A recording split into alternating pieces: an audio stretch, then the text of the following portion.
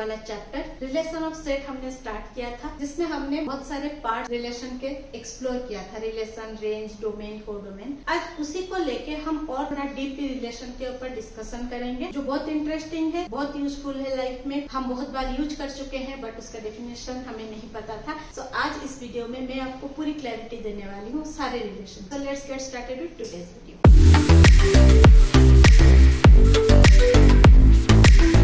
So start करते हैं आज का objective, types of relation. Relations हमने एक्सप्लोर किया था, अभी टाइप्स ऑफ रिलेशन हमें एक्सप्लोर करना है। सो जो फर्स्ट टाइप है रिलेशन का, वो है one one relation. So the first one is one one relation. The one one relation जो होता है, उसका जो डेफिनेशन है आपको स्क्रीन पे दिख रहा होगा। मैं उसकी क्लैरिटी देती हूँ आपको। डेफिनेशन देख के साथ समझ में ना आ रहा हो, कंफ्यूजिंग लग रहा हो। जब हमारे पास दो नॉन एम्प्टी सेट है ए और बी, उसका जब हम ऑर्डर्ड पेयर बनाते हैं तो एक रिलेशन बिल्ड होता है। रिलेशन आर के अंडर ए बी से कनेक्टेड होता है। एक एलिमेंट ए का और एक एलिमेंट बी का लेके हम एक सबसेट बनाते हैं, एक एलिमेंट बनाते हैं उस रिलेशन का। वो जो पार्ट होता है जहाँ पे ए का एलिमेंट और बी का एलिमेंट आ रहा है, तो वहाँ पे ए का एक एलिमेंट, बी का एक एलिमेंट एटलीस्ट कनेक्टेड है। तो वन वन रिलेशन में ए का एक एलिमेंट बी के एक ही एलिमेंट से कनेक्टेड होगा, दो एलिमेंट से कनेक्टेड नहीं। For example, A is equal to 1, 2, 3 and 4, B is equal to 1, 4, 9 and 60। So ये मेरे दो नॉन एम्प्टी सेट्स। अभी अगर मैं इसमें रिलेशन बिल्ड करूँ तो क्या होगा,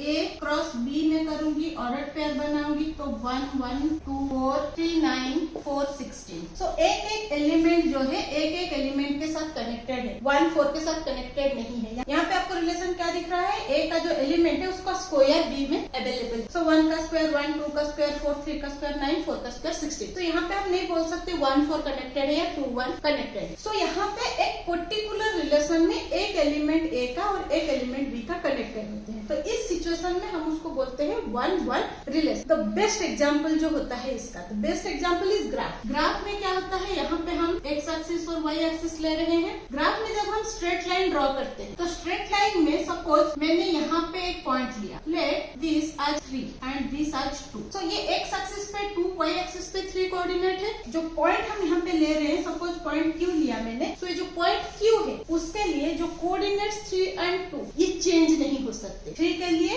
2 ही होगा यहाँ पे। अगर मैं यहाँ पे आ जाऊंगी नीचे, ऐसे चेंज हो जाएगा। स्ट्रेट लाइन में, जब ग्राफ में हम स्ट्रेट लाइन ड्रॉ कर रहे हैं, तब उसका ईच कोऑर्डिनेट उस स्ट्रेट लाइन का जो है वो वन वन रिलेशन को रिप्रेजेंट करता है। एक्स का एक कोऑर्डिनेट और वाई का एक कोऑर्डिनेट लेके बन रहा है। So that is the perfect example of one one relation. So I hope यहाँ तक आपको वन वन रिलेशन समझ में आया हो। So our second relation is many to one relation. One one relation, A का एक एलिमेंट, बी का एक पर्टिकुलर एलिमेंट, तो दोनों कनेक्टेड होते हैं। अभी हम देखेंगे many to one relation. That means A का 2-3 एलिमेंट बी के एक एलिमेंट से कनेक्टेड है। फॉर एग्जाम्पल, अगर मेरा ए क्रॉस बी हुआ 1, 4, 3, 4, 4, 4, तो यहाँ पे जो हमें एलिमेंट्स दिख रहे हैं, आर सबसेट है, तो उसमें 1, 3, 4 डोमेन दिख रहे हैं, और जो रेंज दिख रहे हैं वो 4, 4, 4, तीनों 4 दिख रहे हैं। तो यहाँ पे क्या है, ए का जो 3 एलिमेंट है वो बी के एक सिंगल एलिमेंट से कनेक्टेड हो रहे हैं अंडर रिलेशन आर। तो यहाँ पे जो बोलते हैं हम इसको मेनी टू वन। तो ए का मेनी एलिमेंट एंड बी का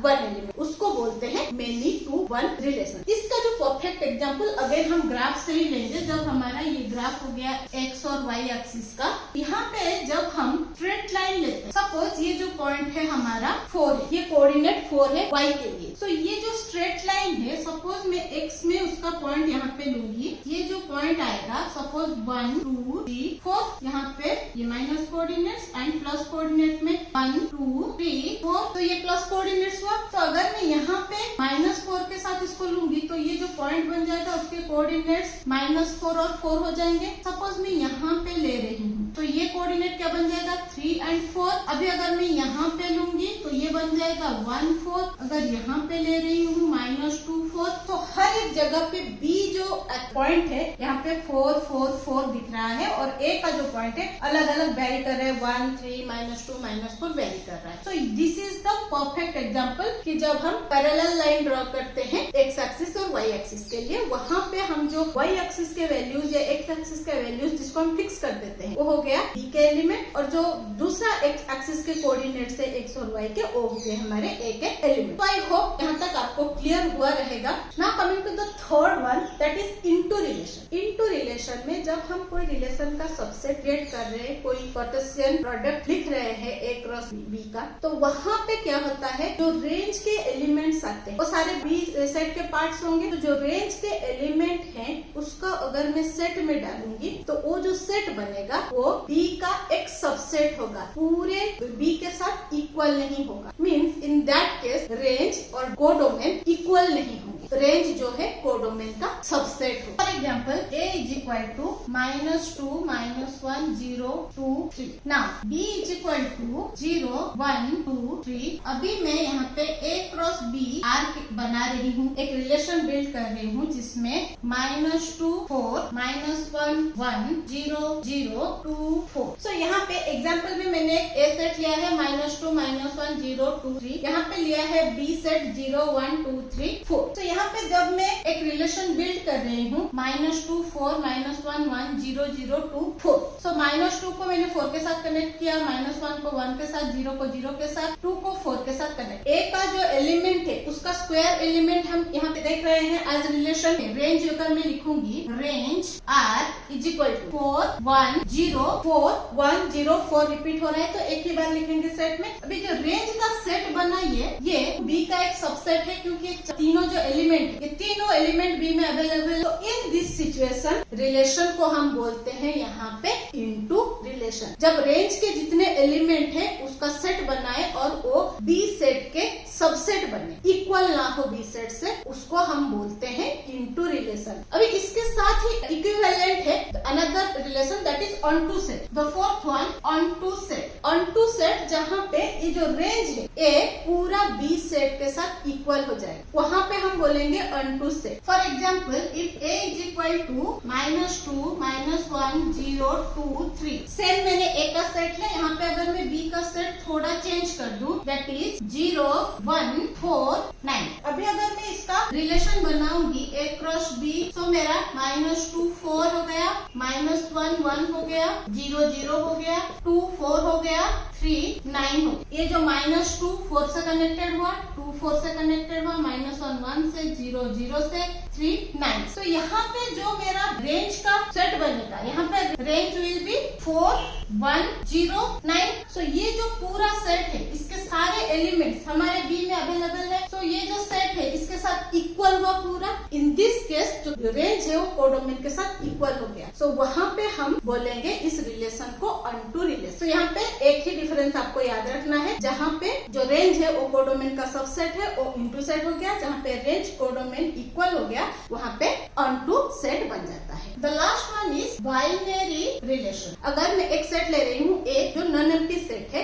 अगर मैं ए क्रॉस ए कर सेम सेट को सेम सेट के साथ कार्टेशियन प्रोडक्ट निकालती हूँ, तो क्या होगा, सपोज अगर मैं सेट ए ले रही हूँ 1 2 3, तो इसका मुझे कार्टेशियन प्रोडक्ट निकालना है सेम सेट के साथ। तो क्या करेंगे, हम ए क्रॉस ए करेंगे। तो इसका कार्टेशियन प्रोडक्ट हम कैसे निकाल रहे थे, तो 1 2 3। अभी यहाँ पे 1 2 3, तो यहाँ पे हो गया 1 1 1 2 1 3 2 1 2 2 2 3 3 1 3 2 3 3। सो ये सारे एलिमेंट्स आ जाएंगे यहाँ पे। सो ये जो रिलेशन बना, ये जो सारे सबसेट से, ये एक एक बाइनरी रिलेशन है सेट ए के लिए। जब एक सेट नॉन एम्प्टी सेट होता है, अगर वही सेट सेम उसी के साथ कार्टेशियन प्रोडक्ट के लिए क्रॉस होता है, तो जो सबसेट्स उसमें निकलते हैं ऑर्डर्ड पेयर में, वो हर एक सबसेट जो है बाइनरी रिलेशन होता है उसी सेट के लिए। जैसे यहाँ पे सेट ए के लिए ये सब बना। तो हमने 5 टाइप के रिलेशन एक्सप्लोर किया, 1 to 1, many to 1, into relation, onto relation, binary relation. हर एक टाइप का मैंने आपको एग्जाम्पल दिया, सिंपल फॉर्मेट में दिखाया। उसके जो डेफिनेशन आपके बुक में है उसको सिंपल करने की कोशिश की है वर्डिंग चेंज करके। सो आई होप ये आपको समझ में आया होगा। जो एग्जाम्पल्स दिया मैंने उसको एक बार फिर से गो थ्रू कीजिए, आपको डेफिनेटली समझ में आ जाएगा और ये हमारे रियल लाइफ में बहुत यूजफुल होता है। मैंने जैसे आपको बोला ग्राफ में हम यूज कर चुके हैं इसको। सो आई होप ये कंटेंट आप लोगों के लिए क्लियर हुआ रहेगा। अगर अभी भी कोई डाउट है कमेंट सेक्शन में जरूर लिखिए, मैं जल्दी से उसकी क्लैरिटी लेके आऊंगी। ऐसे ही इंटरेस्टिंग मजेदार वीडियोस के लिए बने रहिए मेरे साथ। Stay tuned with maths magic. जाने से पहले subscribe the channel because I believe we will achieve your goal together. Subscribe करने के बाद बेल बटन को क्लिक करके ऑल ऑप्शन को सिलेक्ट कर लीजिएगा ताकि आने वाले वीडियोस की नोटिफिकेशन आपको मिलते रहे। लाइक शेयर करना ना भूलें ताकि बाकी लोगों को हेल्प होता रहे। मिलते हैं और एक इंटरेस्टिंग सेट चैप्टर के वीडियो के साथ। Till then bye bye.